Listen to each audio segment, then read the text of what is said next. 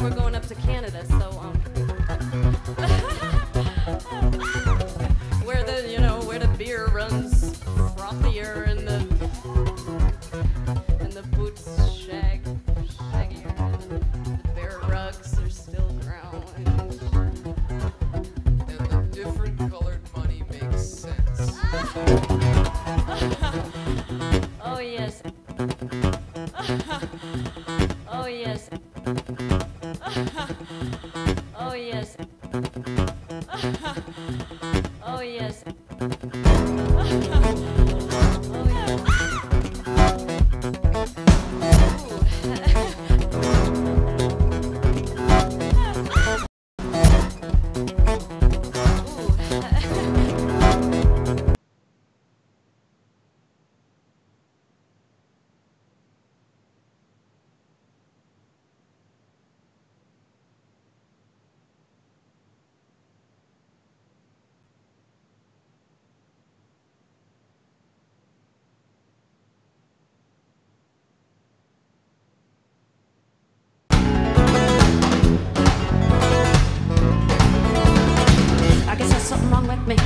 Cause I don't fit in.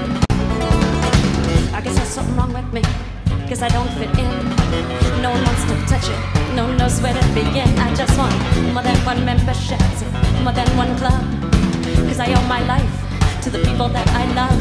He looks me up and down, like he knows what time it is. Like he's got my number, like he thinks it's his. He says call me Mr. Franco, if there's anything I can do, I say it's Mr. Franco to you.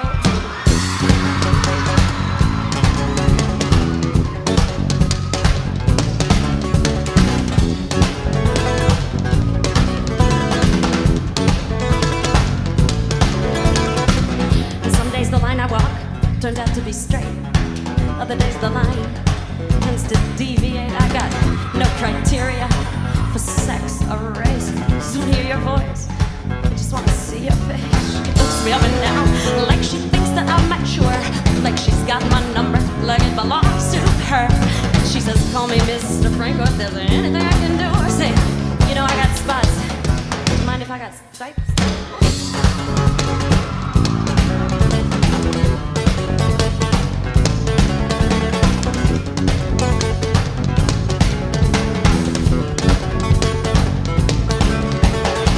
Their eyes are all asking, are you in or are you out?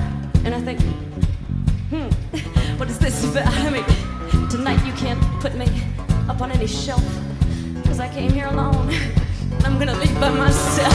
I just wanna show you the way that I feel, and when I get tired, you take the wheel.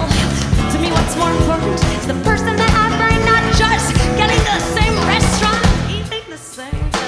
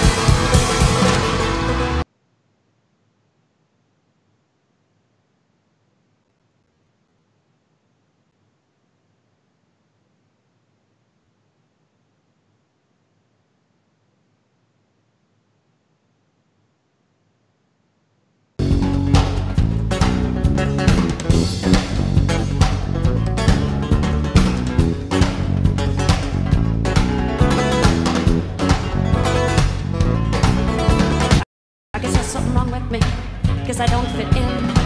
No one wants to touch it. No one knows where to begin. I just want more than one membership, more than one club. Cause I owe my life to the people that I love. He looks me up and down like he knows what time it is, like he's got my number, like he thinks it's his. He says, call me Mr. Franco. If there's anything I can do, I say it's Mr. Franco to you.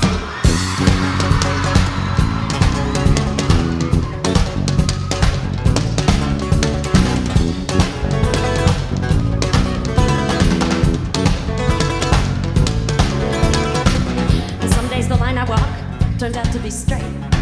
Other days the line tends to deviate. I got no criteria for sex or race.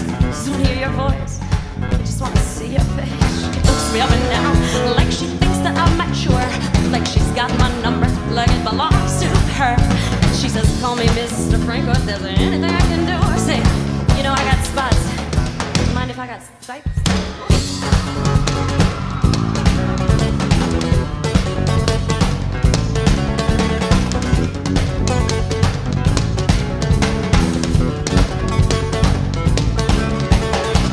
Their eyes are all asking, are you in or are you out?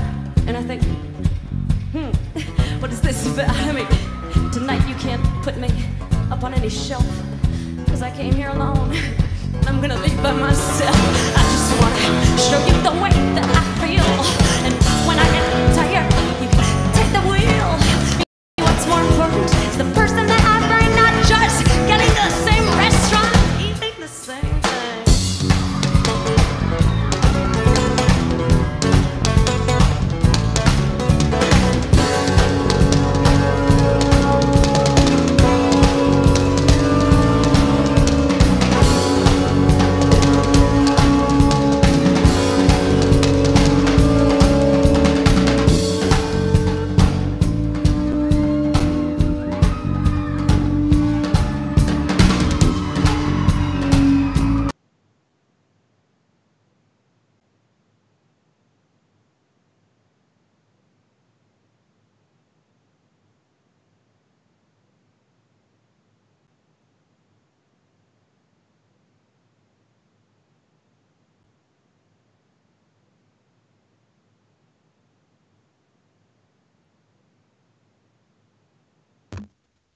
Okay, I'm returned. I don't hear anything. I hope everything is all right. I do hope everyone can hear me at the moment.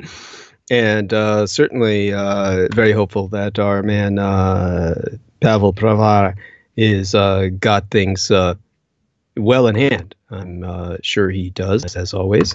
I will, of course, check around. He says, I'm live and being heard. Good. That's deeply appreciated. And definitely looking forward as well to hearing from any other people if they have some other quips to make. And I noticed that our dear brother in battle, Mark Frack, has posted on my timeline on Facebook. So happy to check out what that's about in the near future. Let me see if I can pull something up. I noticed that if we lost stream, that Mr. Pravara has readjusted the settings. Daniel's letting me know that I'm heard, so my thanks to that brother in battle, and definitely always appreciated to get that level of feedback. Paul, of course, is telling myself, and let me access his writ, that he readjusted the settings, and so a bit of feedback is helpful. And our man Mark is saying that life is a bitch, and he's always glad to see I'm thriving in this hellhole. So there we are. He said that 18 minutes ago. So obviously we were heard then, and there we get some other messages coming in.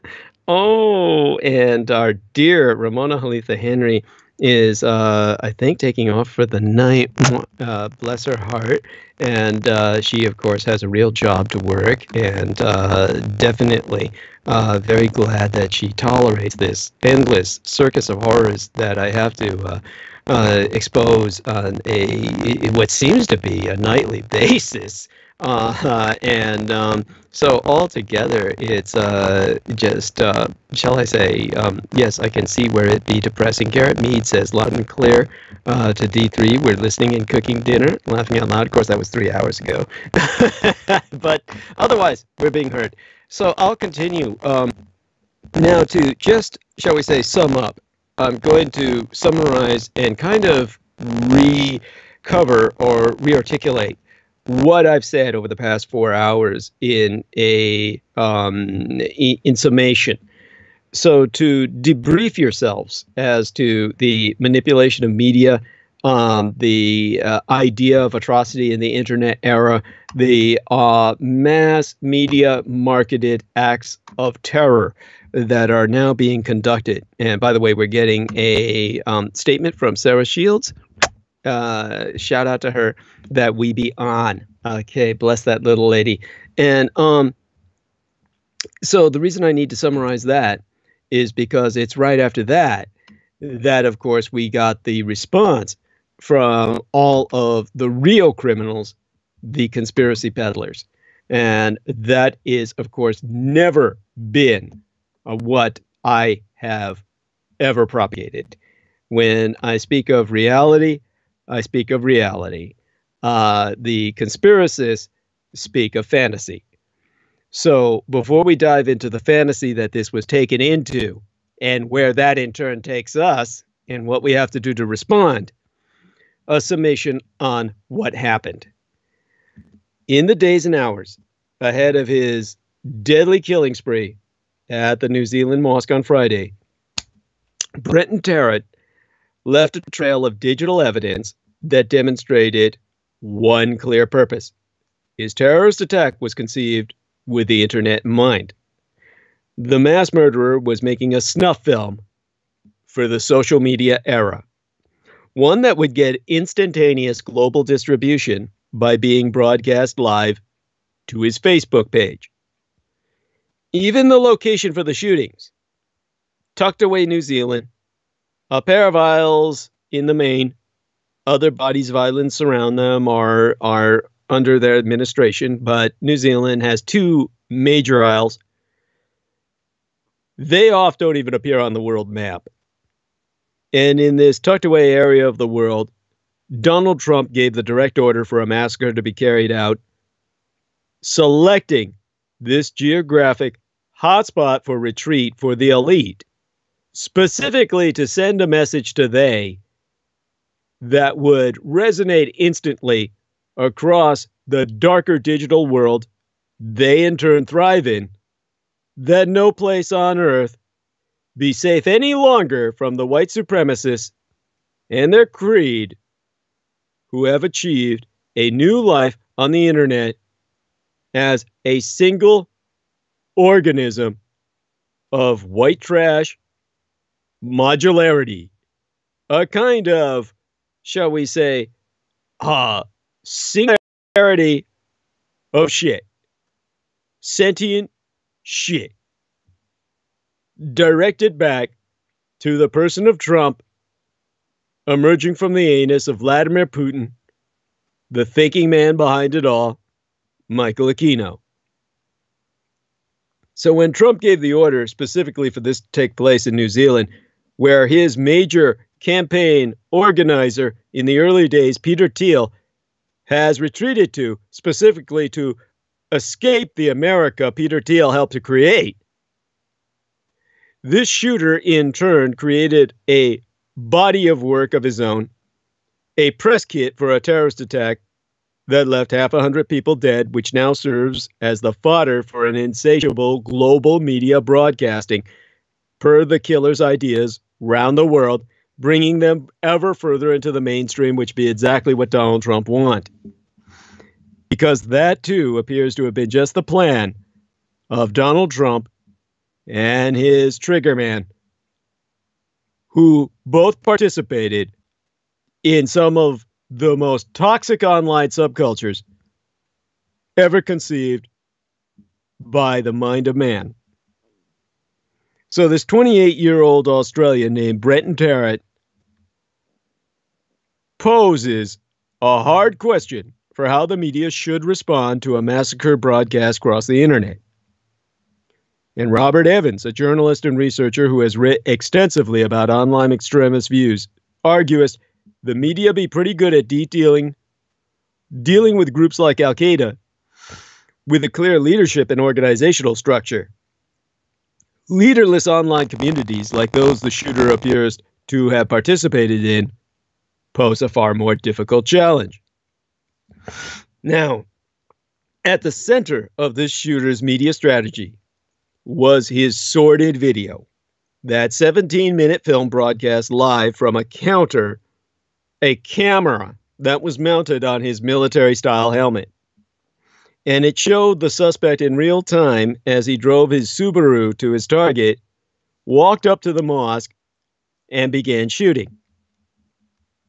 Now, Tarrant's followers knew to tune in because he had advertised the shooting. And that fact that he would live stream it live, was publicized on the message board site 8chan, an image sharing site that prides itself on hosting content deemed too offensive for the other cesspools of human shit. Now, the only site to rival that would be belgab.com. And along with a link to his Facebook page, little Brenton Tarrant posted links to his 74-page manifesto, spread across multiple sites so that other users of 8chan could grab a copy before the document was taken down. 8chan grew out of the similar site 4chan after some users of the latter thought it had become too hostile to highly offensive and hateful content, such as snuff films about babies. Now, in the hours following the shooting, the global media has broadcast this material far and wide. And what it essentially is a snuff film of people of all ages being exploited in their death by white people the world over. The British tabloid The Sun posted excerpts of the video on its own homepage, and the British Daily Mail provided its readers with a link to download the manifesto.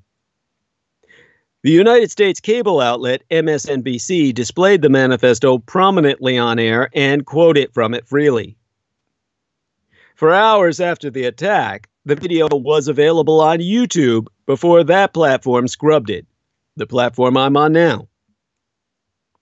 It was also available on Facebook, where it was originally broadcast, for a time before the platform worked to remove it. While the video be now mostly unavailable on major sites, any enterprising internet user can still find it. Friday's shooting was not the first time a brutal murder was live streamed on Facebook. An Islamic State fighter used the technology to immediately confess to the murder of a French police captain and his partner in 2016. But the shooter's manifesto, video, and means of distributing the two were remarkable for the way in which they were steeped in the idioms and conventions of online culture.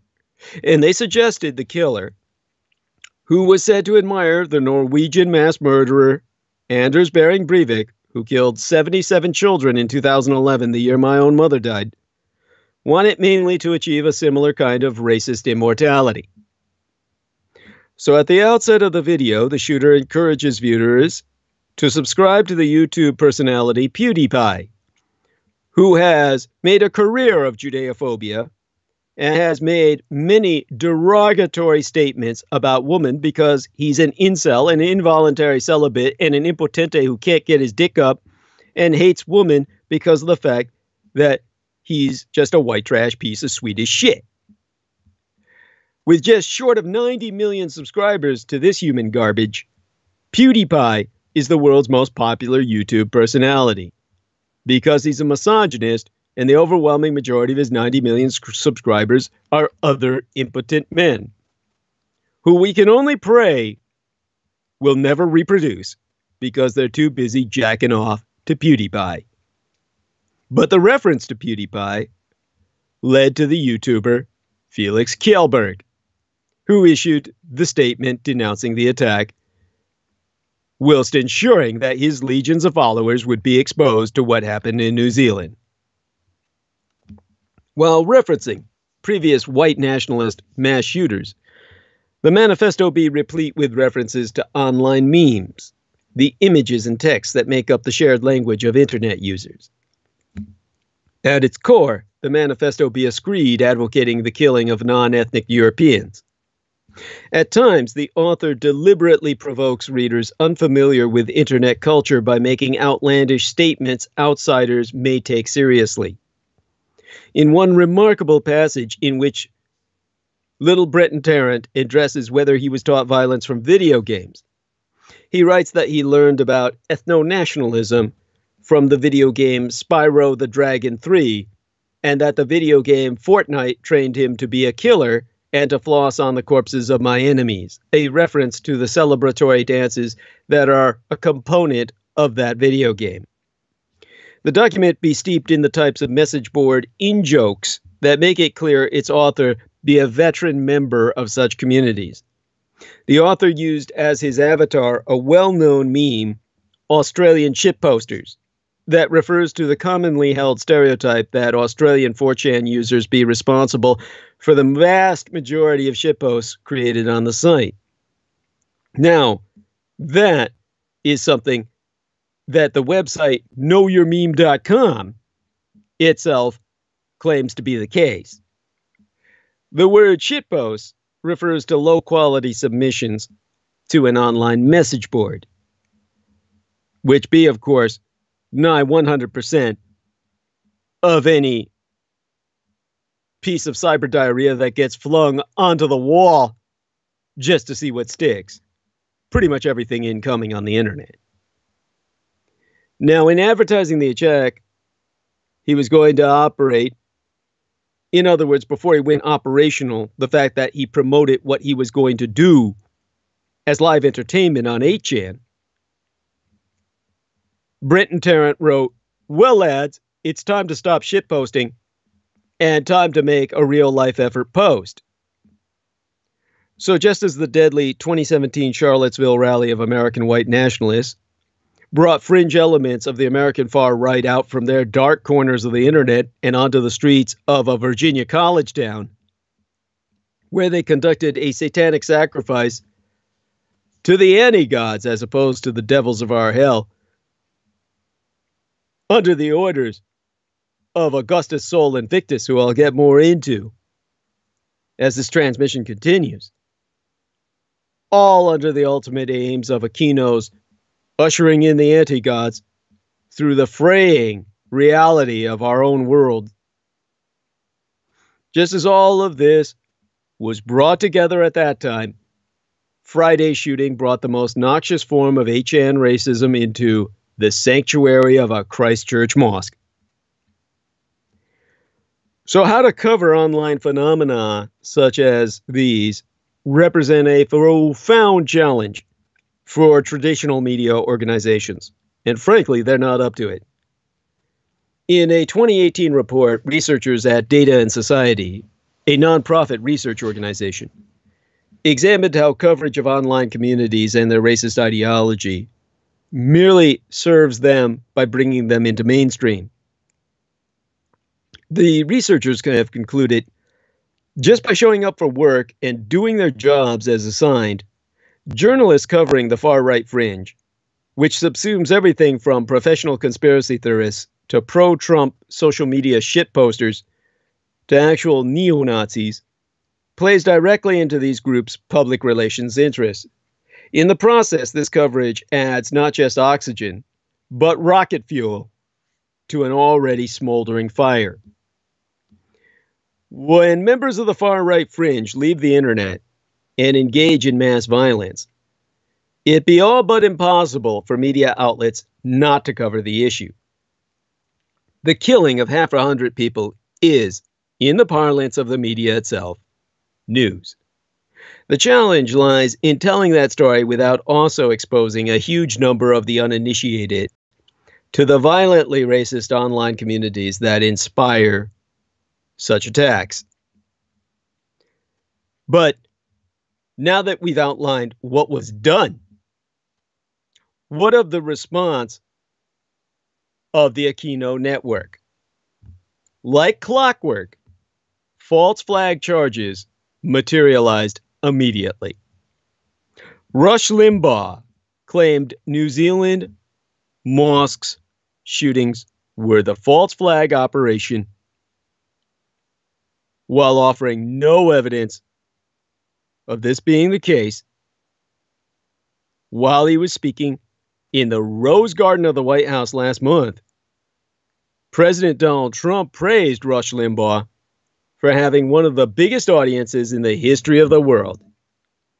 And on Friday, radio host Rush Limbaugh immediately promoted a false flag conspiracy theory about the Christchurch, New Zealand mosque shootings while speaking on the Rush Limbaugh show. Without providing a shred of evidence for his remarks, or even a source for his claims, Limbaugh opined, "There's an ongoing theory that the shooter himself may in fact be a leftist who writes the manifesto and then goes out and performs the deed purposely to smear his political enemies, knowing he's going to get shot in the process. You know, you can't immediately discount this.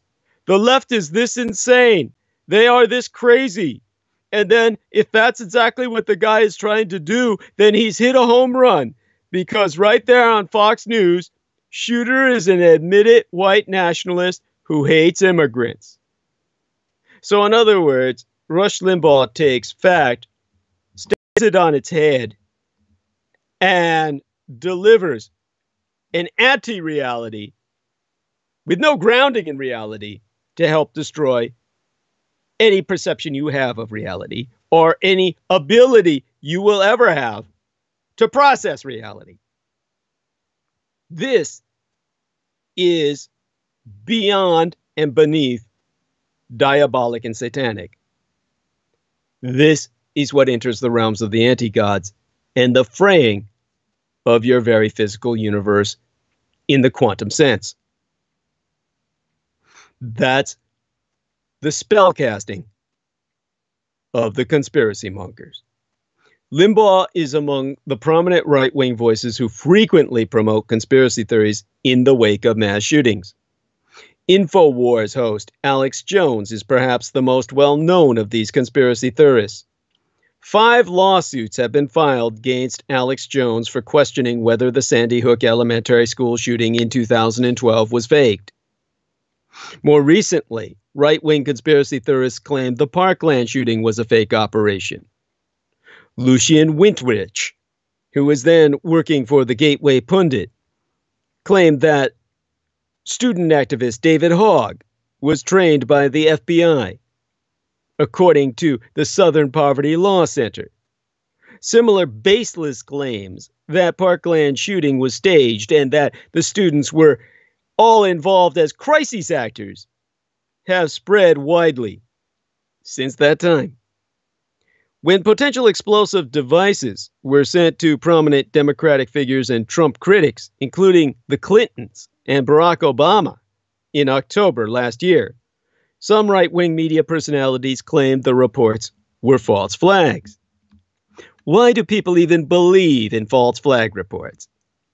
Jared Holt, a reporter who covers extremism for Right Wing Watch, relates that false flag claims serve 2 intermingled objectives. To quote his T, the first aim be that the narratives will absolve figures on the right that accelerate bigotry against minority groups from bearing any personal responsibility for the tragedy. The second, and perhaps most strategic, be to attempt to redirect the natural human revulsion to mass murder off of people on the right and to weld it as another bludgeon against their ideological enemies. By writing off real violence and consequences for bigotry as a false flag, it can provide enough cognitive dissonance for people to continue feeling justified in their bigoted beliefs. So can this disinformation be stopped? As news of the mosque attacks broke Reporters covering disinformation and internet radicalization noted that they had warned tech companies that the failure to regulate content posted online was leading to extremism. Lauren Wynn at Lauren Wynn, she tweeted out, and I quote is she, "It's the months before the shooting where these people go down rabbit holes and maybe they start as racists and they end up as extremists. That's the stuff YouTube is really not working on at the level that they can and should." The shooter in New Zealand's horrific mosque terror attack left behind a white nationalist manifesto after killing nearly 100 people. And NBC's Ben Collins joined, shall we say, an awareness campaign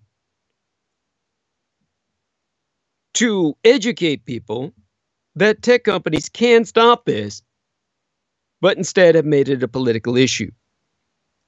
Whilst appearing on MSNBC, the NBC News reporter Ben Collins said that tech companies should take a broader role in regulating posts that lead to online radicalization. To quote his T, "This stuff isn't monitored with the same sort of rigor, and it's because it's a political issue. It's become a political issue for really no reason.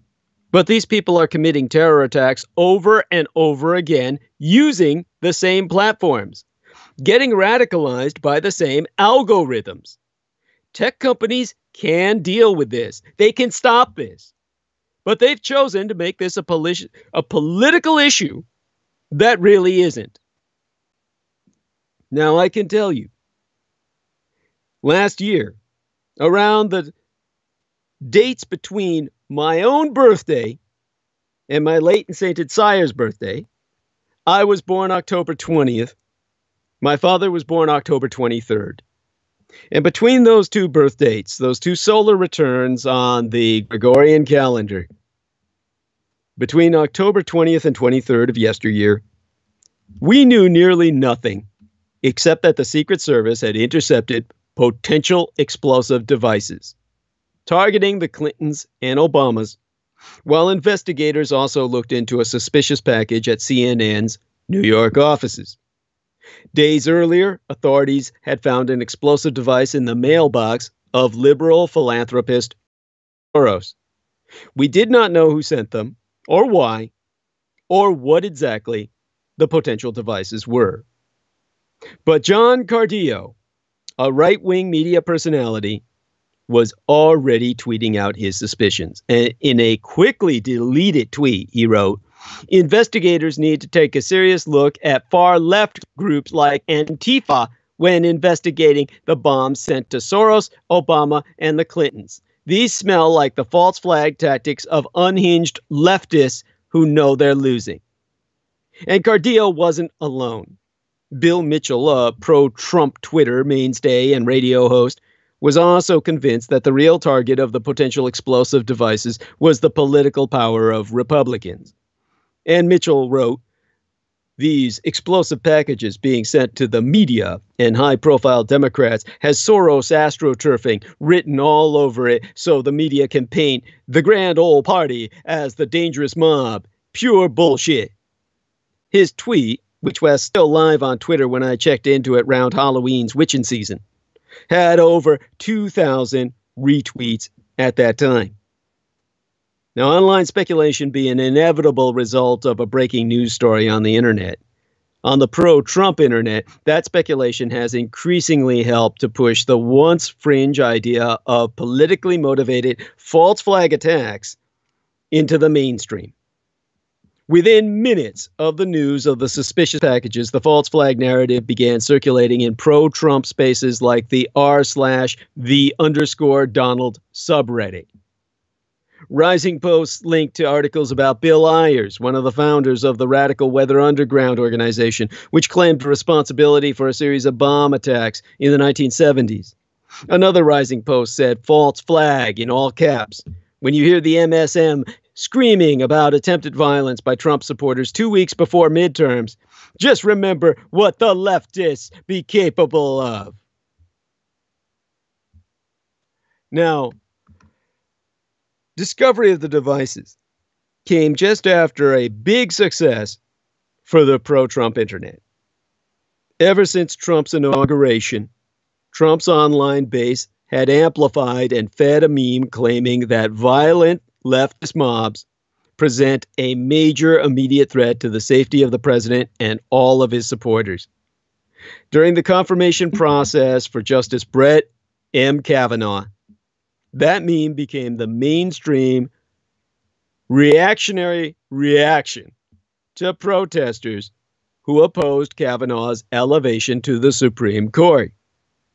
Stoking fears of the angry mob of Trump opponents had become a key part of the Republican Party's strategy to energize their voters for the midterms.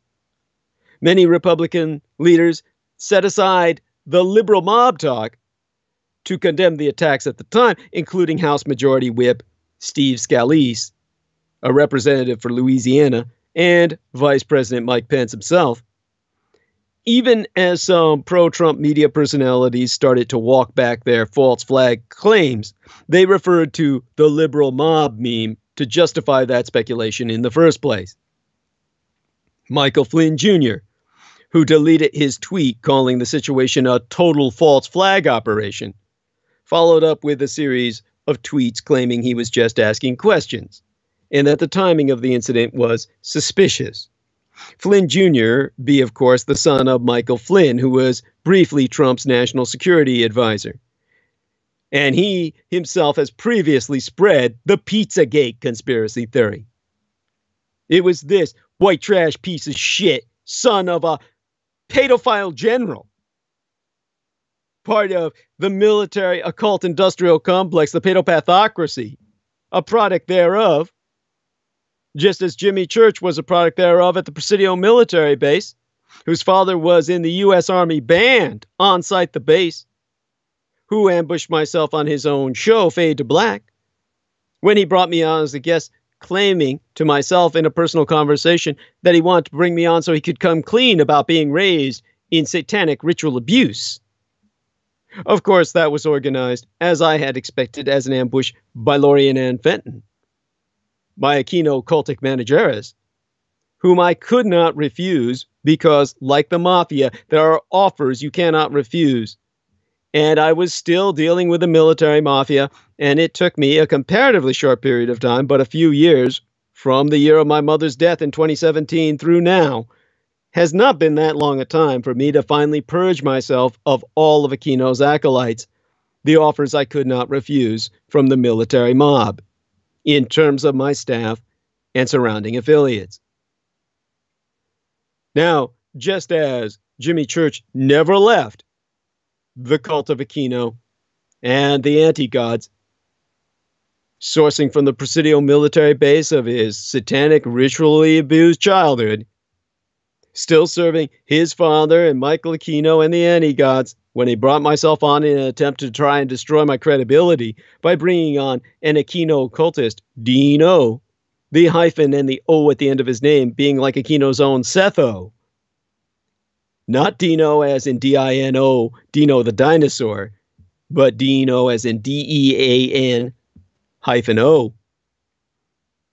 Dino is a cultist here in San Francisco, a filthy old man whose only real lover has been his rendezvous onsite the Presidio military base with the original object of his satanic ritual abuse lusts, Jimmy Church.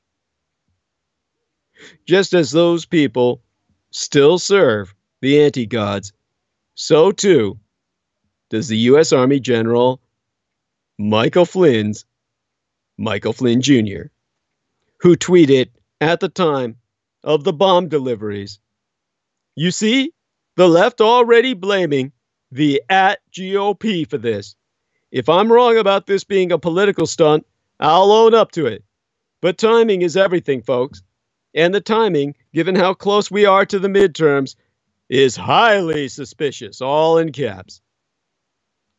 Now, Frank Gaffney, at the time, an anti-Muslim conspiracy theorist who had previously hosted Secretary of State Mike Pompeo on his own radio show, Notice how all white trash pieces of shit you never heard of, people you're never going to see in your life, get something like the Secretary of State onto their chicken shit radio shows. Which, how do they even have terrestrial broadcast shows when it's almost impossible to get terrestrial broadcast in this day and age, based on the fact that, how do you pay for it? The only advertising that brings in any results is drive time. Everything else produces no results for advertisers, so you have to pay to be on radio. I've never been on terrestrial broadcast radio as a host. I don't foresee myself in the future ever operating on a dying venue. And yet these people are granted terrestrial broadcast time slots, and they bring on guests that are actually part of the federal administration. How does this even happen? All part of the pedopathocracy. The military junta and Aquino's network with its tentacles over the world, as emphasized by the paramilitary patch promoted by Stephen Outram himself. So here we had Frank Gaffney, a professional Islamophobe, making his living off of vilifying Muslims, saying, at the time of the pipe bombs, none of the leftists ostensibly targeted for pipe bombs were actually at serious risk, since security details would be screening their mail. So let's determine not only who be responsible for these bombs, but whether they were trying to deflect attention from the left's mobs. Now, false flag theories have probably always been popular among conspiracy theorists who can attempt to discredit literally any event that proves inconvenient to their worldview. But it's only the past few years, as social media networks ballooned in influence and President Trump inserted conspiratorial thinking into the national discourse, inclusive some ideas that originated on social media, that false flags have become almost a feature of the landscape of reality processing, or surreality processing. Our world is no longer a reality. It's a Fellini film. The first viral false flag theory in this Fellini film may have been the, shall we say, the 9/11 truther movement, in the sense of those who took the reality of controlled demolitions and discredited it by bringing every insane thought you could imagine into the concept of bringing the towers down. Obviously, it was a conspiracy. Obviously, it involved the men who held the insurance on the buildings. Obviously, it involved Bush Jr. Obviously, it involved oh so many people that I've covered in transmissions that I even held with our consultant, Federale from the Veterans Administration itself, Gary States, when we talk about how Yamasaki designed those buildings to collapse and this simple implosion of controlled demolitions brought them to the ground. You didn't need nanothermite. You didn't need any of the goddamn heat rays, any of the bullshit or holographic planes. All of that's bullshit. There were real planes hijacked by vicious Arabs that crashed themselves and all the passengers to die in those towers. The outrage of saying these people did not die is beyond offensive. So it was that entire majority of the 9/11 truther movement that flooded the zone with shit, whose devotees spammed out blog posts and suspect documentaries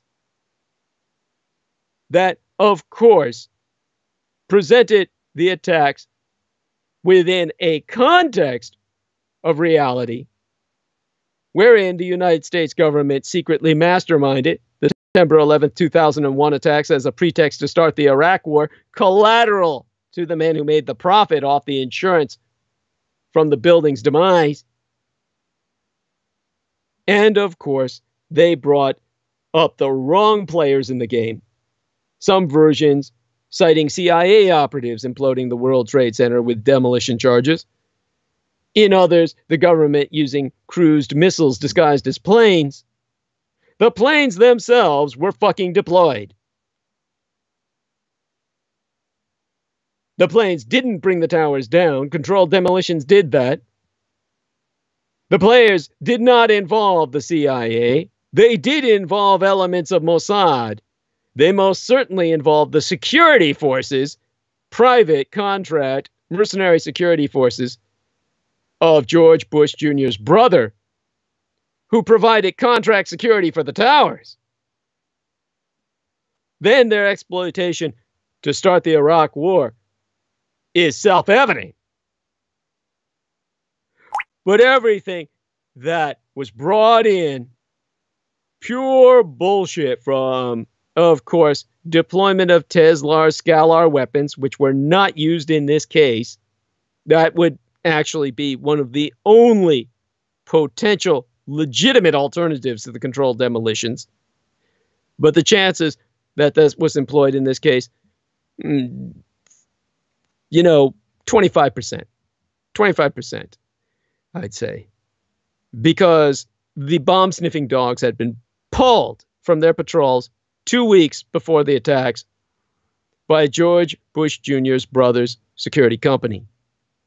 So that means they probably put in controlled demolitions during that period of time. There's no need to go exotic when the conventional works well enough. But all such similar theories would occasionally bubble up into the news throughout the 2000s and early 2010s, such as Roseanne Barr's claims about the Boston Marathon bombing. But since Trump's election in 2016, false flag fantasies have become almost as regular as the tragedies they be deployed to discredit. Exempli gratia, a baseless theory that spread virally soon after the Parkland school shooting in February of last year, the year before yesteryear, claiming the United States government had staged the massacre as an excuse to seize people's guns. The children who survived the shooting were crisis actors, according to true believers, as well as all the grieving parents. And nearly identical rumors have circulated online after any other school shooting has ever been perpetrated. 2 conspiracy theorists who drove to a church in Sutherland Springs, believing the Department of Homeland Security had staged a recent mass shooting there, demanded the church pastor prove to them that his dead 14-year-old daughter had ever existed. There were ones that a man who shot a gun inside a Washington pizza restaurant in late 2016 when he believed it was a secret child sex dungeon was actually a false flag actor trying to discredit other conspiracy theorists. The mega viral QAnon conspiracy theory, a core component of which be the belief that Special Counsel Robert Mueller be only pretending to investigate Trump's inner circle for possible crimes and actually be allied with Trump himself in a global war against liberals. That's what brings us to the New Zealand shooter. Because QAnon fans get their radicalization from the exact same source. They all be radicalized in the same sewer of shit. According to initial reports, the Christchurch shooter had no link to QAnon, the supposed plot by Donald Trump to sweep us up the deep state in military tribunals.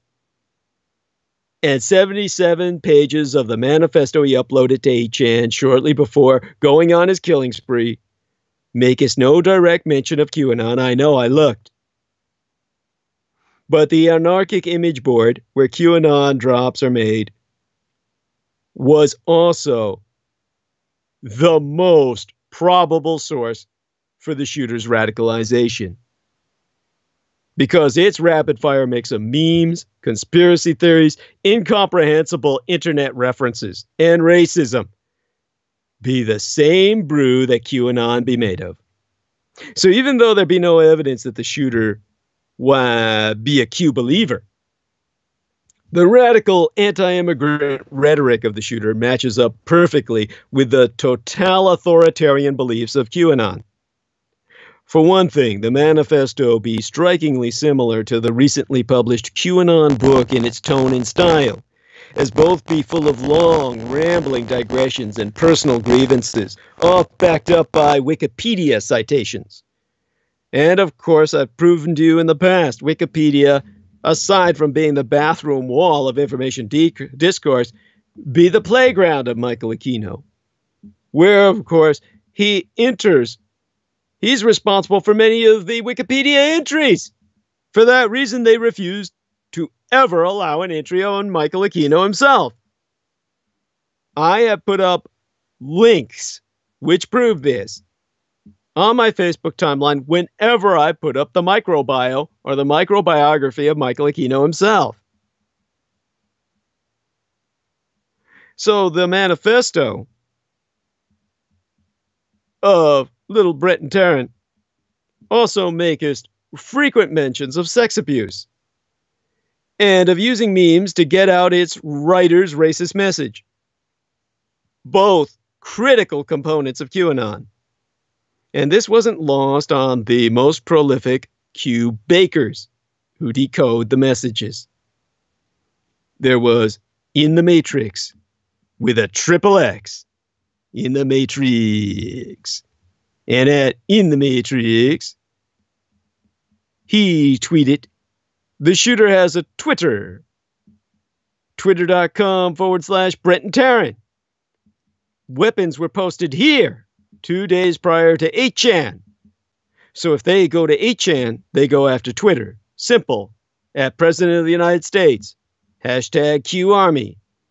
Hashtag WWW1WGA. I've explained before the meaning of that acronym. Where we go one, we go all. Hashtag New Zealand shooting. Hashtag 8chan. View image on Twitter. Oh, look. There is even a manifesto. www.script.com/404.html. Link is now dead. At POTUS. Hashtag QArmy. Hashtag New Zealand. pic.twitter.com. Beyond the manifesto itself, we've seen time and time again how QAnon pulls in everything around it, from plane crashes to typos in Trump tweets, and uses these events as firewood to keep the conspiracy burning. So it's natural that Q believers would see the Christchurch massacre as yet another front in the endless battle between good and evil at the core of their twisted, solipsist, anti-godly beliefs.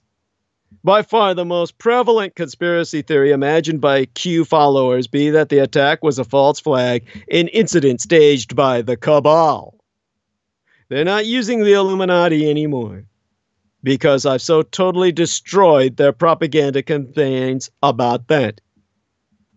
All of their canards are beginning to fracture. So what's the distraction from amid their fractured matrix? The revelations of QAnon, of course. It was QAnon himself who claimed that the shootings had to be a false flag, ginned up by a desperate and terrified deep state, doing anything they could to keep Q's latest prediction of a 21-day countdown ending on March 18th from hitting zero. Q claimed that the attack was not big enough to pull away headlines, and that days matter. Never mind that Q's predictive track record be worse than a strip mall psychic. All it took for Q to hint that the shooting was a false flag. And once that was out there, a false flag it became. Mike Rothschild at Rothschild MD stated, no idea yet if the New Zealand shooter was a QAnon follower, but Q already posted that it was a false flag meant as a distraction from his stupid countdown. The grift machine never takes a night off. Hashtag Christchurch. Now, major QAnon accounts immediately picked up on the thread, spamming out false claims and conspiratorial nonsense to their hundreds of thousands of cultists. They quickly declared that the attacks were designed to give the deep state an excuse to pull down 8chan advance the globalist, Jewish agenda through gun confiscation. Tar conspiracy theorist says untrustworthy lunatics. I mean, can you believe even conceiving of such a judgment? Guess gainst such pyramids of integrity. And of course, it's all to codify some kind of anti-Trump agenda carried out by the signatories of the Five Eyes Treaty, which counts New Zealand. The allegations were then eagerly regurgitated on the QAnon boards on 8chan, Noaught, and elsewhere, like belgab.com. Pretty soon, it was obvious that the attack was staged, the manifesto faked, and the culprits obvious. Jordan Sather at Jordan_Sather_. Sayest, I've seen early mainstream reports claim he was radicalized on 8chan. It already has the hallmarks of a false flag to attack #QAnon and conspiracy theorists. The Washington Times, at Wash Times, updated the report. 30 killed, wounded in the New Zealand mosque, blood everywhere at that time. This was what was being referred to by Jordan_Sather, underscore. And then, of course, the ball got tossed into the camp of Joe M. at Storm is Upon Us, saying, child-murdering John Podesta was taunting us with his knowledge that this latest horrendous deep state attack against the people of New Zealand was coming. This is why we fight. These people are sick. And, of course, he had a link, www.newshub.company.newzealand, home/politics/2019/03/2020, New Zealand election a juicy target for major hack John Podesta. Saying, this is Joe M. at Storm Be Upon Us, his little Twitter fuck. He says, do not blame the shooter. He is a mentally tortured avatar for the deep state with a full script ready for the smear against patriots, anti-globalists, and Q, whom this fucker probably doesn't even know is Michael Aquino. He goes on to say almost every man-made tragedy for a lifetime was perpetrated by the enemy we now fight to the death. #Great Awakening. And in the Matrix, XXX, he replied, FF to take down 8chan, NZ Moss shooter posted on 8chans beforehand. Then he gives all the same links and hashtags. POTUS, Q Army, QAnon, Wake Up America, New Zealand shooting. What was the evidence for any of this? None. These be the same claims made about almost every mass shooting and terrorist attack of the last quarter century. Baselessly proffered, sans any evidence whatsoever, a result of wishful thinking, cognitive bias, and willful misreading of the events of every shooting that takes place. Q believers claim the shooter was too invested in American politics for being an Australian, that there was some link to the 737 crash in Ethiopia because there are no coincidences. This is why the Satanist George Noory keeps screaming that. George Noory will have that chiseled into his fucking tombstone. There are no coincidences. And that's how these brainless turds who established belgab.com, the original shit poster in people's ears, Art Bell would take a shit in people's ears to fill in the empty space between their ears that passes for where a brain is supposed to be housed. And when he filled that brain housing unit with shit, these are the results we get. A sinister link to Pizzagate enemy number one, John Podesta, visiting New Zealand a few days prior to the attack, where he spoke at a conference in a completely different city. All this being a sign of deep state panic at what's to come. None of these details be relevant, and most aren't even true. They aren't evidence of a conspiracy, nor motive for one. Why would it matter if John Podesta was in the same country as a mass shooting? After all, he spends most of his time in the United States, which has more mass shootings than any other nation on Earth. Be he responsible for all of them? Don't answer that. Q believers probably think so. And what does a plane crash have to do with the shooting half a world away?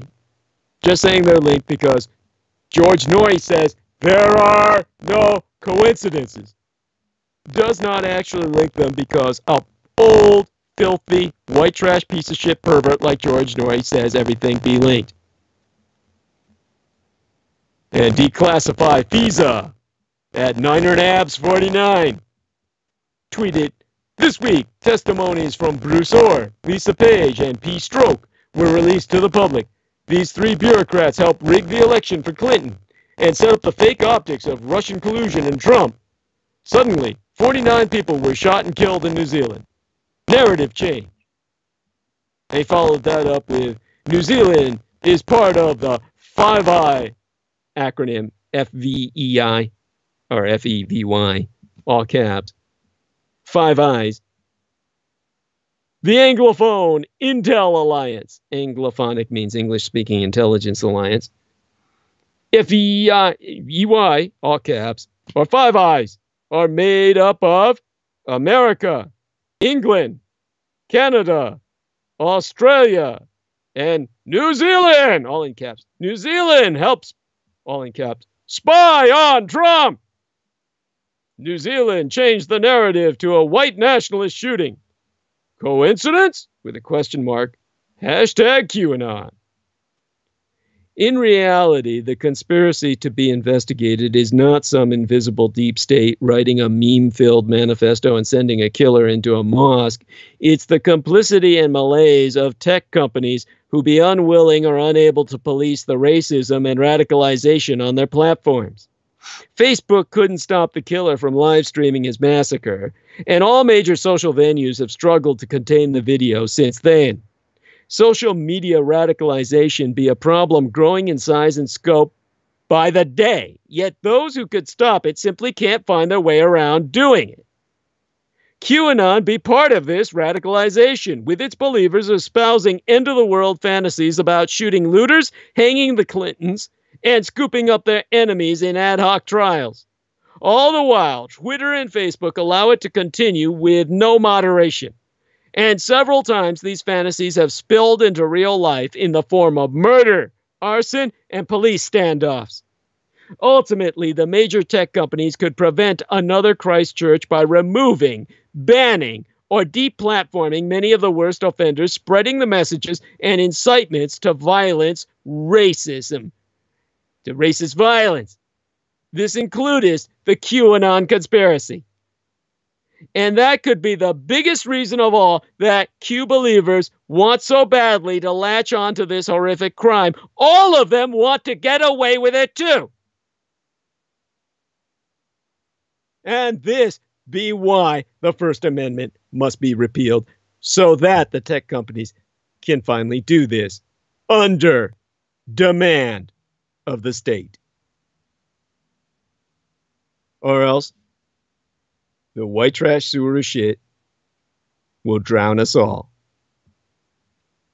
Because now be the time for a global war on white nationalist terrorism. But that's not likely to happen. As reported by myself, long ago, fewer than 1 in 5 FBI cases target white supremacists. Nobody can claim, as the George W. Bush administration did, that we're going to fight them over there so we don't have to fight them here, because they're already here, with a vengeance, steadily increasing their power and presence in all the Western democracies. Networks of white nationalist apologists, sympathizers, supporters, and facilitators, vital to any terrorist movement, any hostile insurgency, be deeply embedded in our very political and social fabric. They be literally the enemy within. As an apologist, it should be said, President Donald Trump be in a class by himself. Trump be a symbol of renewed white identity and common purpose, as Brenton Tarrant wrote in his manifesto. The obsession with the border wall, the attempts to ban all Muslims, such measures be trending in Tarrant's direction because Trump's base buys into them. And when it comes to feeding the basic instincts of the base in order to hold on to power, it not be at all clear how far Trump will go. One of the most chilling moments in the congressional testimony last month of Trump's consigliere, the infamous Michael Cohen, came when he said, "I fear that if he loses the election in 2020, that there will never be a peaceful transition of power." I, myself, have been told by a very senior former United States intelligence official that he be concerned if Trump be impeached and removed, the result could be violence, tearing this very nation apart. And Trump himself likes to feint in that direction, as he did in his Breitbart interview last week when he was covertly giving direct orders for what we saw into the weekend. In a weird aside, in the middle of an otherwise soporific dialogue about former White House Speaker Paul Ryan, Trump declared, "I have the support of the police, the support of the military, the support of the bikers for Trump. I have the tough people, but they don't play it tough until they go to a certain point, and then it would be very bad, very bad." That was widely interpreted, quite rightly, as a veiled threat of violence, because clearly it was one. So if we be going to think seriously about a global war on white nationalist terrorism, we have to admit that the American president be the enemy. But let's say he has a radical change of heart, or be defeated in 2020, and the American government decides that the time has come to remove those elements from the military and the police that Trump be talking about. Those who support his thinly disguised racist agenda, because let's be clear, there are many of them. The majority of them in command. Could that be done? Putting aside the treatment of the Japanese during World War II, among white people, there be only a couple of precedents for such a purge in United States history: the removal of military officers, diplomats, and other officials with real or suspected Confederate States sympathies during the American Civil War, many of whom left on their own accord. They went to the side of the enemy. And, of course, there was that ugly campaign against alleged communists in the McCarthy era of the late 1940s and early 1950s. Provocateurs like Tarrant be hoping for draconian measures looking to provoke conflagration. Tarrant's manifesto tells us, I read it now, civil war in the so-called melting pot that is the United States should be a major aim in overthrowing the global power structure and the West's egalitarian, individualist, globalist dominant culture. Little Brenton Tarrant's hoping the conflict over the Second Amendment will lead to that fratricidal fight and eventually balkanize the United States along political, cultural, and most importantly, racial lines. When Tarrant writes in all caps, as in this sentence I read us now, "The myth of the melting pot must end, and with it the myth of the egalitarian nation," he's not coming up with his own lunatic theory, but parroting ones that have been disseminated for years by American racists and developed into an ideology in Europe as resonant of terror today as Das Kapital was in the 1920s. Vladimir Putin and his ideologues be apostles of ethnic and linguistic nationalism and promote it both overtly and covertly in Western European countries to disrupt and divide their democracies. Parties running on anti-brown or black immigrant platforms be now significant players in the politics of Britain, the Netherlands, United Germany, Austria, and Italy. We know that Tarrant recently traveled to Spain, Bulgaria, and other countries where there be active ultra-rightist movements. In Hungary, where the government of Viktor Orbán be rabidly anti-immigrant and obviously Judeophobic, the New Zealand shooter most certainly felt right at home. But as the popular French daily Le Parisien headlined on Saturday morning, 49 dead in New Zealand, everything started in France. In 2017, the year before yesteryear, Tarrant went to France to watch the presidential election between Emmanuel Macron, who represents everything from globalization to higher education that the Tarrant crowd hates, and far-right Marine Le Pen, who, he concluded, was just not racist enough for his taste. But the key to Tarrant's thinking and his connections be the title of his manifesto, The Great Replacement, drawn directly from the work of far-right French author Renaud Camus, surname spelled Camus, who has writ that the fecund peoples of Africa and the Muslim world will overwhelm and replace European populations. As the Daily Le Monde pointed out, the fantasy of this sinister replacement plot, originally based on the notion that the Jews were out to diminish or subjugate the white population of Europe, a notion that is propagated in the right-wing circles after the Third Reich emigrated from the surface world into Unterland, and all revelations of the Holocaust made Judeophobia unpopular in the common vernacular, this conceit be what replaced it. The fantasy of manipulated replacement of one gene pool by another. This still be the commonest trope among Americans on the far right. When neo-Nazis marched in Charlottesville in 2017, they were vowing that they would not be replaced by Jews. But in Europe in the 21st century, where many countries treat expressed Judeophobia as a crime, Renaud Camus put a new spin on that replacement fable following September 11th, 2001, by claiming Muslims were colonizing Europe. On Friday, Camus denied any incitement to terrorism in his own particular way. The colonized, he wrote, thereby meaning the embattled white Europeans, ought not to imitate the methods of the colonizer, meaning the immigrants to Europe, by adopting terror tactics. That is to become like him already and give in to colonization. Now, it might be possible to silence such voices of hate. Many European governments have tried. But would that be enough to stop the spread of white nationalist terrorism? Now that, I can tell you, almost certainly not. At the end of the day, and as difficult as the task may be,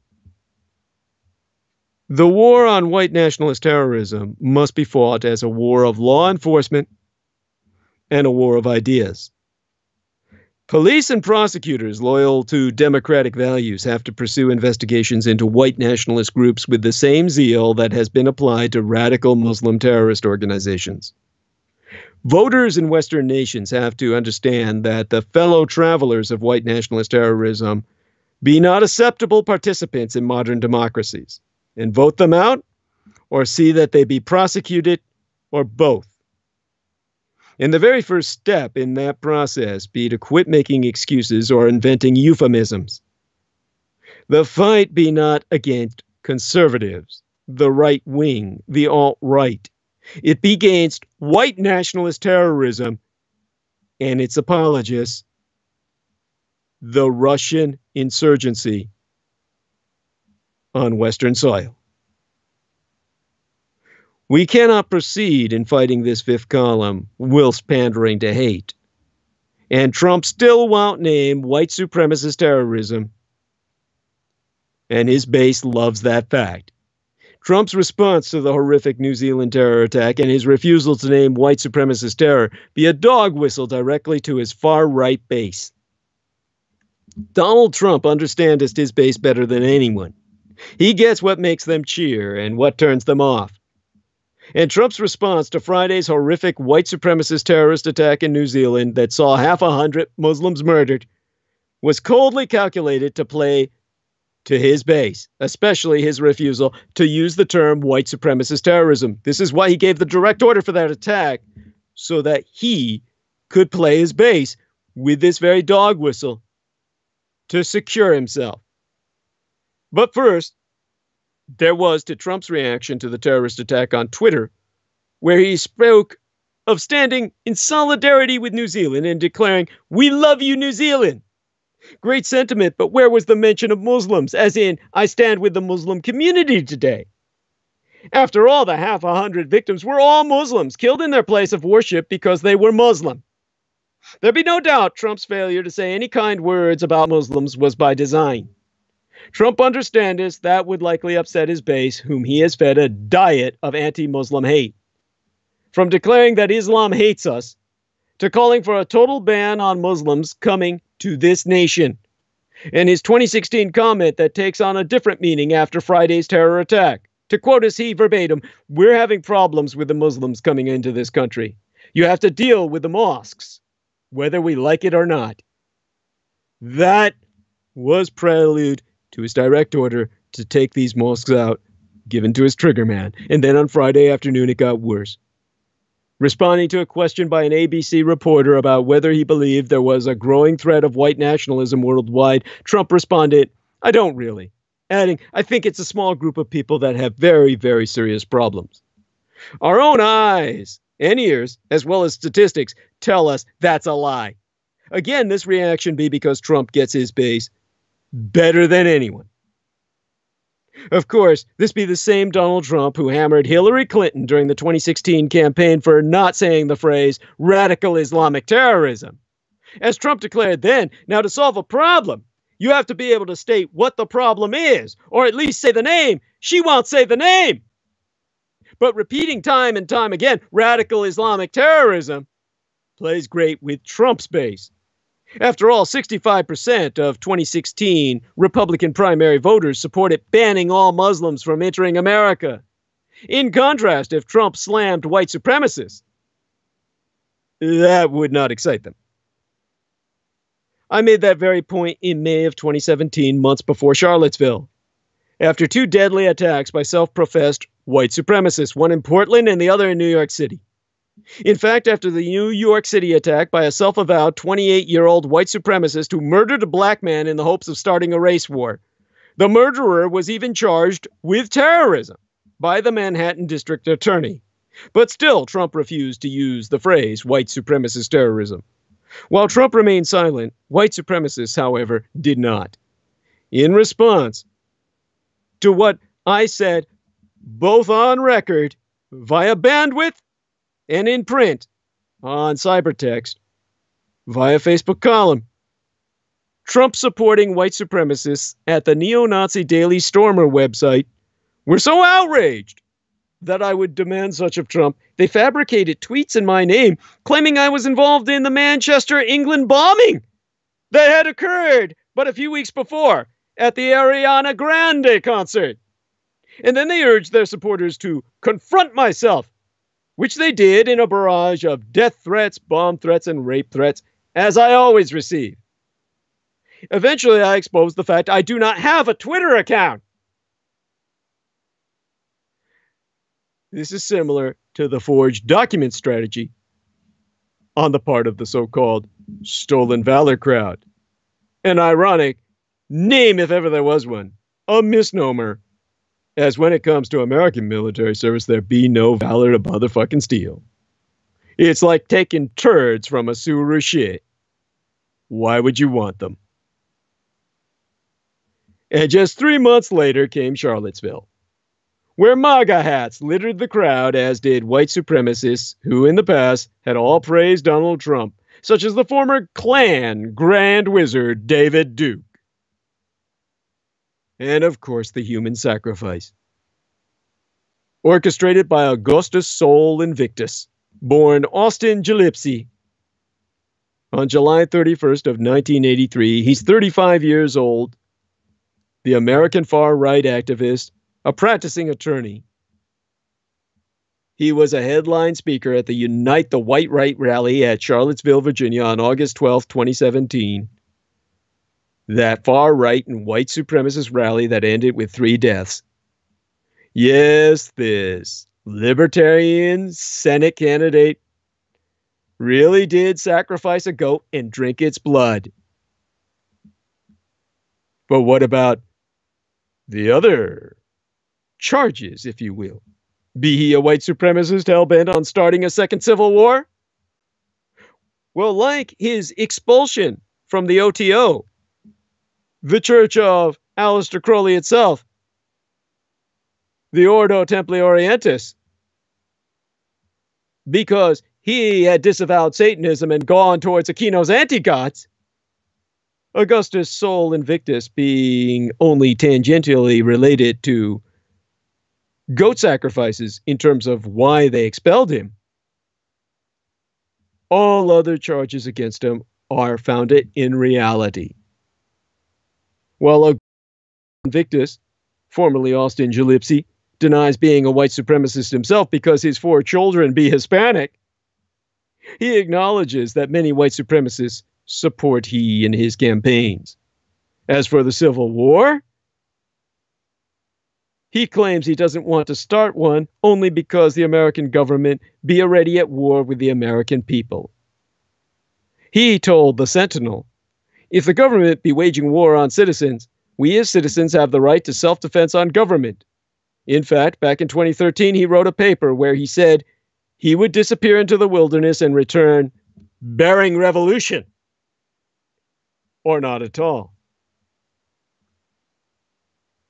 And yet, after this white supremacist attack on Trump's watch, with the murder of ̔HÐ, a breeding-age white woman at that rally, as a sacrifice under ritual supervision of Augustus Sol Invictus, Trump blamed both sides, while still refusing to say the words, white supremacist terrorism.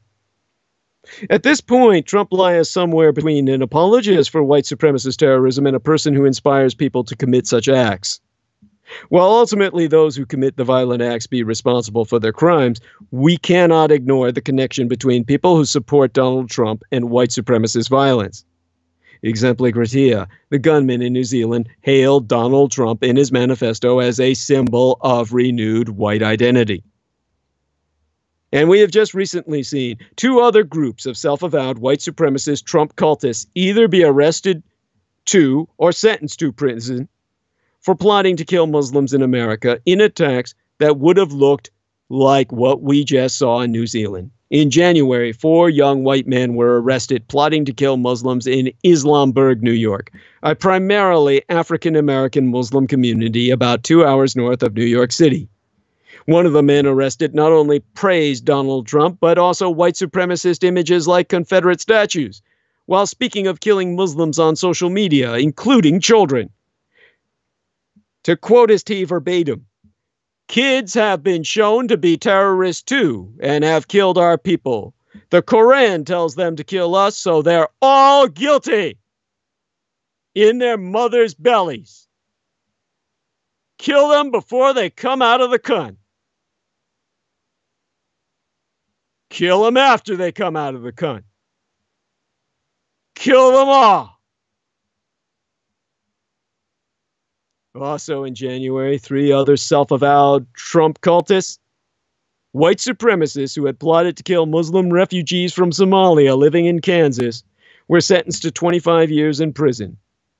These men were trying to wake people up to the threat of Muslim immigration, and one even quoted Trump's own thoroughly deconstructed fantasy of a United States general dipping bullets into pig blood before killing Muslims, while stating, "If you're a Muslim, I'm going to enjoy shooting you in the head." Yet still, Trump refuses to vocalize the words white supremacist terrorism, and he never will, because Trump's #1 concern be winning in 2020. Trump be simply following his 2016 campaign playbook that took him to the White House, which included retweeting white supremacists and refusing to denounce David Duke when first asked to do so on national television. And that should scare all Americans who oppose white supremacy. It's time to attack white nationalism for the terror network it be. An international Russian insurgency, a 5th column of Vladimir Putin. So, just as they're already here, on our home soil, taking the war to us, we have to acknowledge, in the end, Donald Trump is right. The special pleading around the question of whether to call terrorism by radical Muslims radical Islamic terrorism clouded a critical issue. The fight against extremism must start with ideas, and with language that be clear and unequivocal, which be why we should be perfectly blunt about what Brenton Tarrant, the 28-year-old monster of Christchurch, claims to represent, and did and doth so represent, which be white nationalist terrorism. Tarrant may have been a lone shooter when he slaughtered 100 people at 2 mosques in New Zealand on Friday, but he was not a lone wolf. He was part of a much wider movement that is every bit as extensive as Al-Qaeda was when it attacked the United States with government conspiracy to aid and abet its attacks in 2001. And white nationalist supremacy as an international terrorist network be far more dangerous to the future of Western democracies than Islamic Jihad ever conceived to be.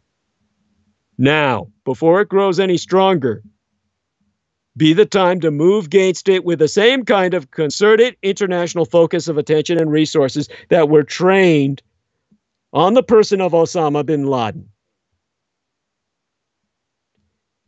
And in order to bring about its downfall, its demise, we need to go to the source. Motherfucking Russia. Russia has surpassed Germany to become the racist ideal for Trump-loving white supremacists. For America's white nationalists, there be only one nation and one leader worth emulating, and it has nothing to do with Lederhosen or Wagner. Richard Spencer, the current face and haircut of the United States' alt-right, believest Russia be the sole white power in the world. David Duke, meanwhile, believest Russia holds the key to white survival. And as Matthew Ambach, head of the white nationalist traditionalist worker party, recently said, Russian President Vladimir Putin be the leader of the free world, one who has helped morph Russia into an axis for nationalists. For those Americans who are just now familiarizing themselves with Russia's current political proclivities, due to the recent high-profile Russian hacking activities that brought a traitor into the White House, the puppet of a foreign government, say, or perhaps they were brought into awareness of motherfucking Russia as a racist world power via the brutal military campaigns in Aleppo. Moscow's transformation into a lodestar for America's white supremacists should be enough to cause whiplash. After all, just a few decades ago, Moscow was a beacon for the far left, and its influential Communist Internationale provided material and organizational heft for those pushing Soviet-style autocracy around the world. Over the past few years, however, over half a decade, the Kremlin has cultivated those on the far right end of the West political spectrum in the pollution of all Western ideals and the pursuit of reifying something approaching a reactionary internationale. Moscow's appeal to the American far right be, in a sense, understandable, if no less worrying. The links between Russia and America's white nationalists and domestic secessionists have both expanded and deepened over the past several years. And the Kremlin, as with its invasion and occupation of swaths of Ukraine, has gone to only minimal lengths to obscure such ties. Following the chaos of the Soviet dissolution in the 1990s, Putin's kleptocracy, government by thieves, has restored the state to domestic primacy. Moreover, Putin has positioned Russia as a leader for those in the West attempting to roll back liberal policies, from abortion and lesbian, gay, bisexual, transgender, and queer rights, to dissolving the distance between church and state. Meanwhile, Moscow has been busily cultivating relationships with far-right groups in Europe, from radical right-wingers in Hungary to Marine Le Pen, one of the front-runners in the French presidency's campaign that took place right before the eyes of Brett and Tehran. But links between Moscow and America's white supremacy movement be far deeper than approving rhetoric. Spencer, for instance, who has said that he admires Putin and who has called to break up NATO, the North Atlantic Treaty Organization, has also helped to organize a 2014 conference in Hungary that was slated to feature, of all people, Alexander Dugin, the man proudly introduced by Alex Jones as Putin's brain, the Crowleyite co-religionist of Michael Aquino. During the Cold War, Michael Aquino's military intelligence was under orders, paid for by your tax dollars, to find resistance groups in the Soviet Union. Groups that would be bold and daring, crazy enough to bring about the downfall of the all-powerful Soviet state. They worked with the only people mad enough to even attempt such conspiracy: the satanic cults left over from the days of Rasputin, who took down the Soviet state and replaced it with satanic governance. Alexander Dugin personates himself as a political philosopher, while he serves as erstwhile Kremlin confidant and progenitor of modern Eurasianism, which places, in part, Russia as the center of global anti-liberalism. Alexander Dugin, whose Foundations of Geopolitics, a writ work on his part, continues to be assigned to every member of Russia's General Staff Academy, was unable to attend that conclave in Hungary in 2015 due to Western sanctions. But Richard Spencer nonetheless remained married to one of Dugin's English translators. He's married to her today.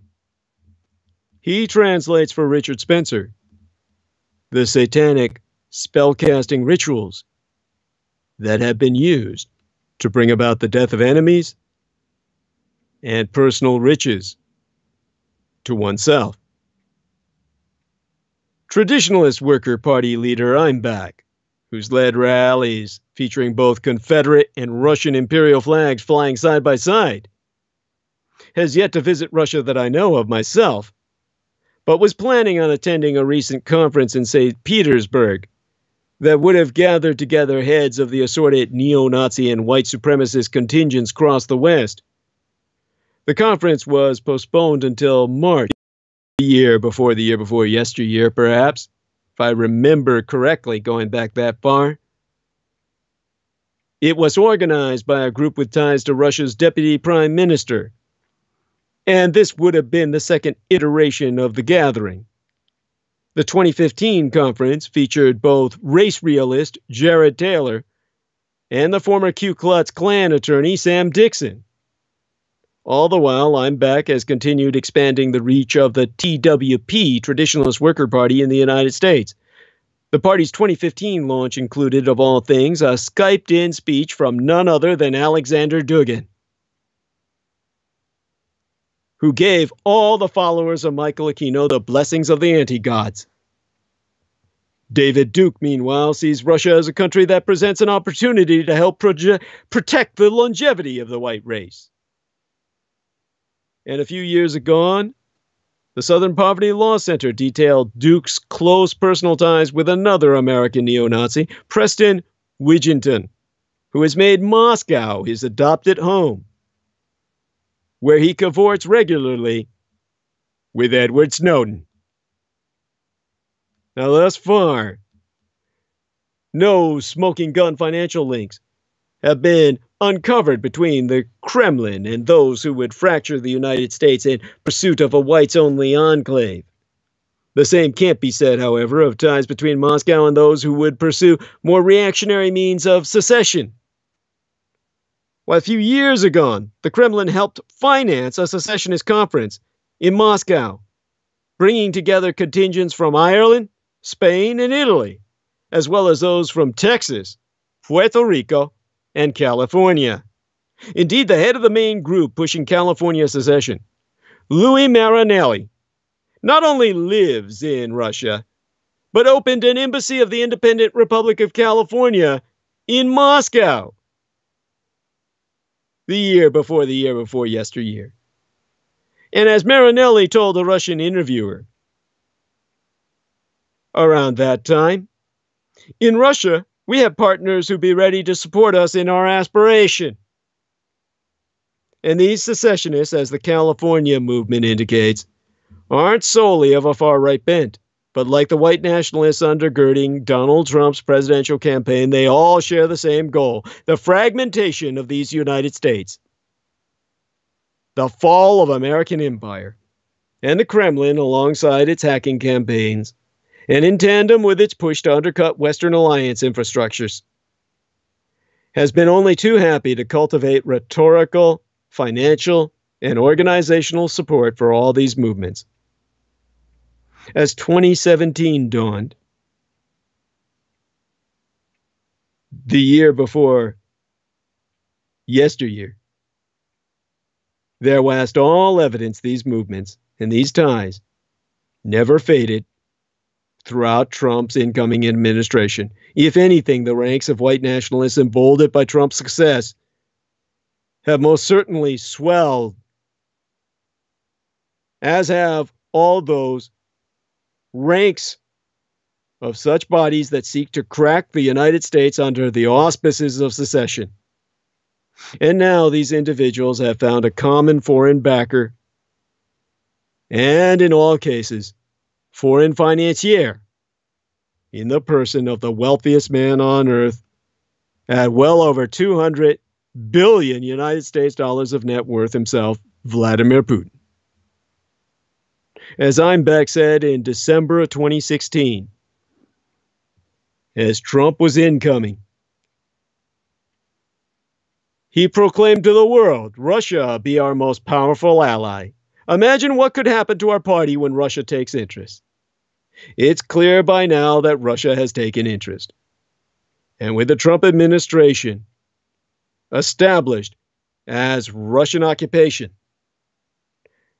we need not longer have the luxury of simply imagining just what the fallout of such relationships have been. Russia neither introduced nor nurtured this contagion across American history.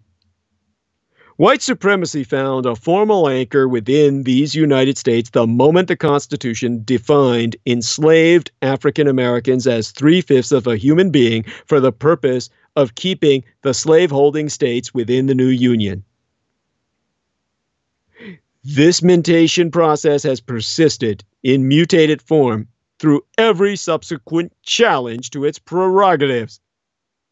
It be the reason the very words Black Lives Matter discomfit so many whites. From the devoted white supremacist marching through Charlottesville to the hand-wringing white liberal who prefers order to justice.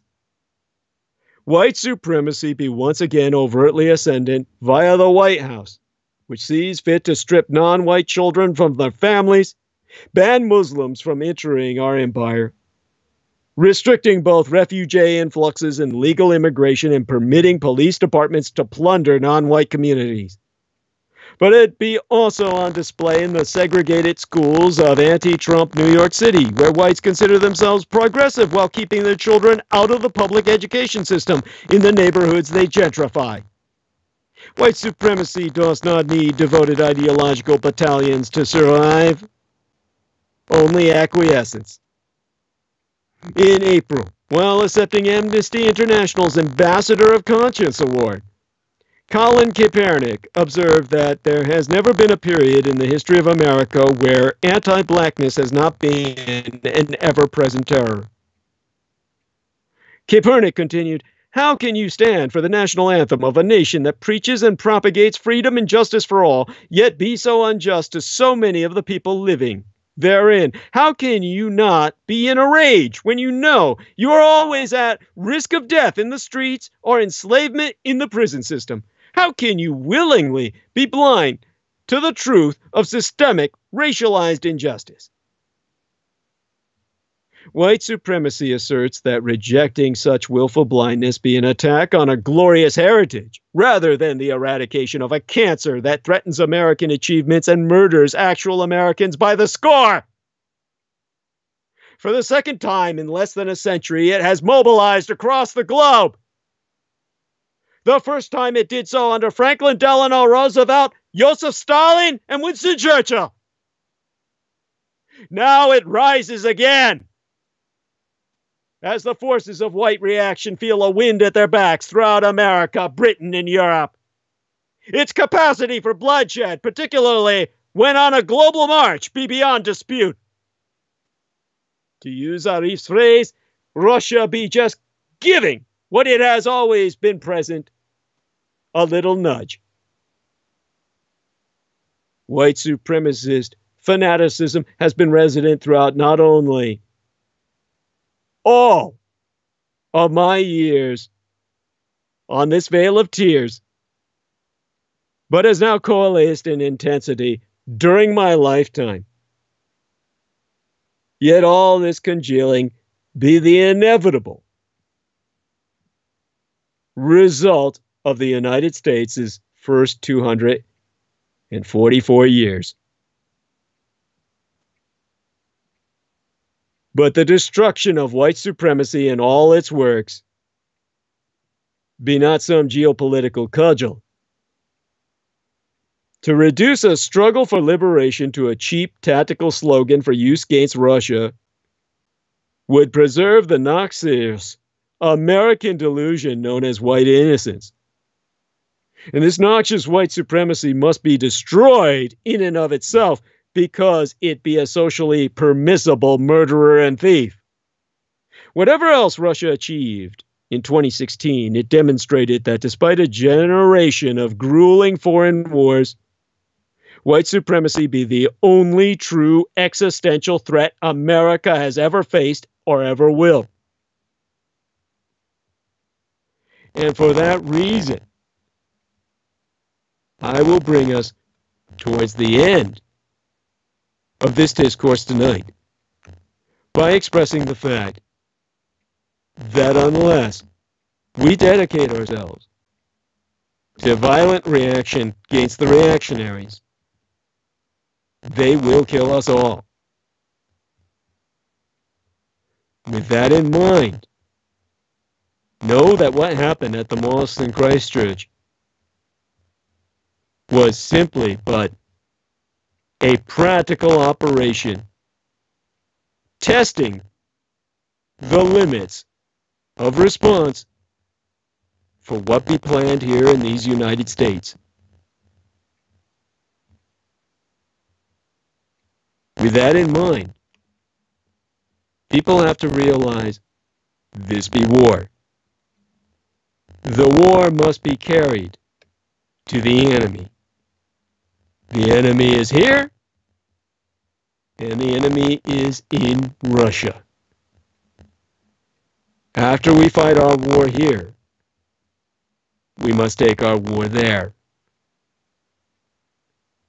And only with a regime change in Russia will humanity be safe to evolve as a species towards the stars.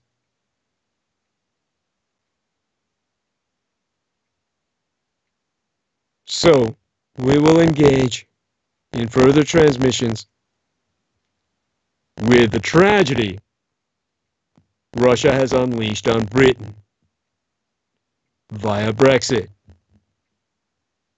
We'll deal, of course, with what can be done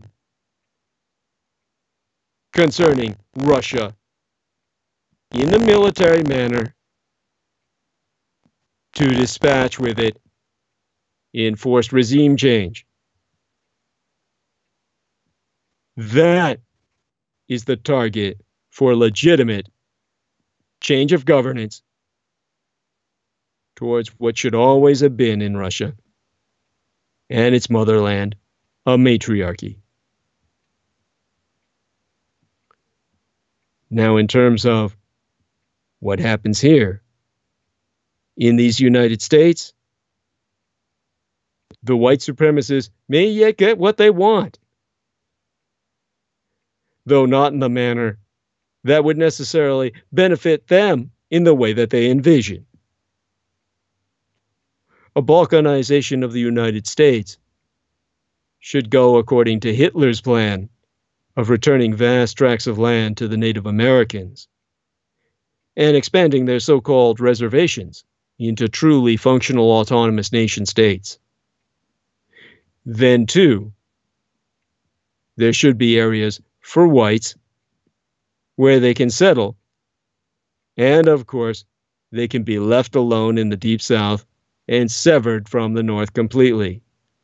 But then, therein, that area must be dealt with the reality of New Africa and the black belt of demographic population. That, of course, will have to be protected, either in alignment with the Union, severed from Dixie, or in alignment with United Germany across the Atlantic. All of this will be gone into when I provide geopolitical suggestions for what the British can do to recoup themselves in the catastrophe known as Brexit. Brexit will impact the world. Brexit will change the face of the world. Before in history, when the British lost an empire, they've had to go seeking a new one. This time, be no different. And the results on the world will be part of this explosion of geopolitical catastrophe that will redraw the face of the surface world in a radical restructuring of borders as we understand them today.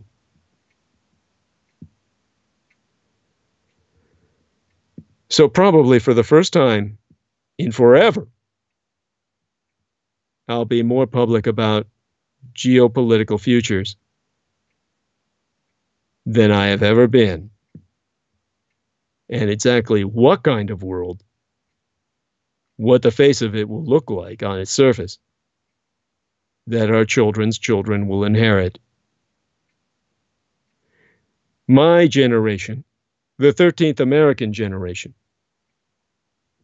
is the most aborted generation in history. When the pill was introduced, it impacted the developed world. My generation is reflected as a birth dearth, the opposite of a baby boom. A birth dearth is a choke point of human abortion at the mass demographic level. What happened here in America happened in China, happened in Japan, happened in Europe, happened in Russia, happened in Canada. All the northern world depopulated in a single generation by orders of magnitude. Millions and millions of children, hundreds of millions that should have been born, never were. The pill is the drug that changed human evolution. The end result is an inverted pyramid of generations. The inverted pyramid family. If I were to marry a girl of breeding age and produce children, say we had just one offspring, that child would have us as its parents. If we were the demographic norm, we would each have 2 grandparents. And people normally producing children at a much younger age than I am, that would normally be great-grandparents. That would mean a single child would be an apex of a pyramid turned on its head, a child at the bottom, 2 parents above that child, 4 grandparents above that, and 8 grandparents above that, all supported by the child as it grew up in terms of taxes. An inverted pyramid cannot stand. So my generation be generation 0 of the human race. By generation 0, that means all negatives preceding us were part of the negative number generations. The generations that come after us will be the positive number generations. But we're the choke point in the hourglass in which this change went from negative numbers to positive numbers. We're generation 0. The world lives or dies with my generation. My generation will be the leaders in this world war.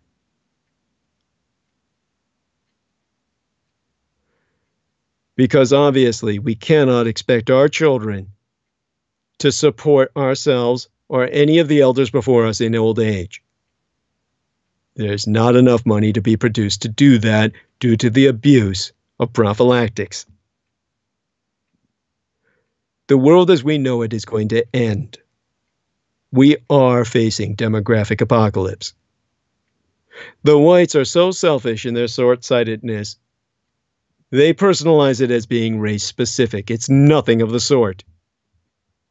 This is a human phenomenon and can only be dealt with by imposition of a global state in which there will be super alignments and empires that act independently after the global crises have been taken care of on a level of planetary management based on a supranational organization that will replace the presently corrupted United Nations.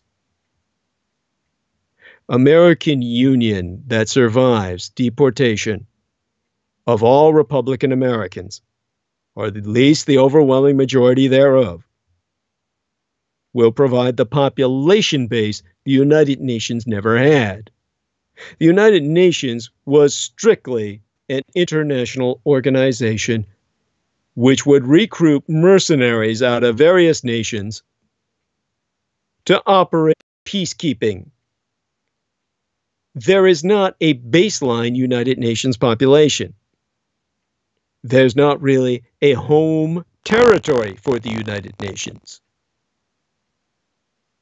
A new America devoid of the Republican insurgency will provide that territory and that population. It will provide a hybridized race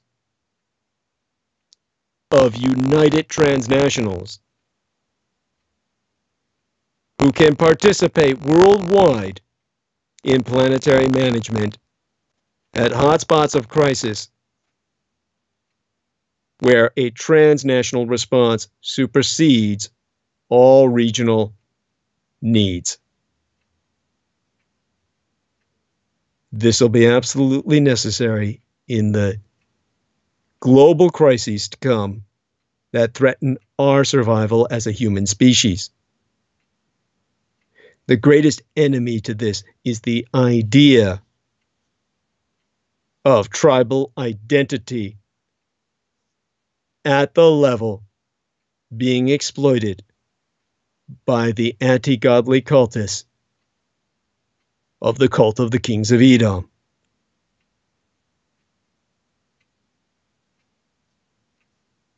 With that, we'll take our leave for tonight. My love unto those who support myself and always have. When you see our enemies, knowing what they are and what they intend towards the destruction of our human species, by the destruction of such treasures of human accomplishment as that grandest of all human artifacts, the Amazon River Basin and its forests, a garden created by the Aryan civilizations of pre-Columbian America. Then do you realize how immediate and clear and present the danger is to our survival as a species, as imparted by the white supremacists.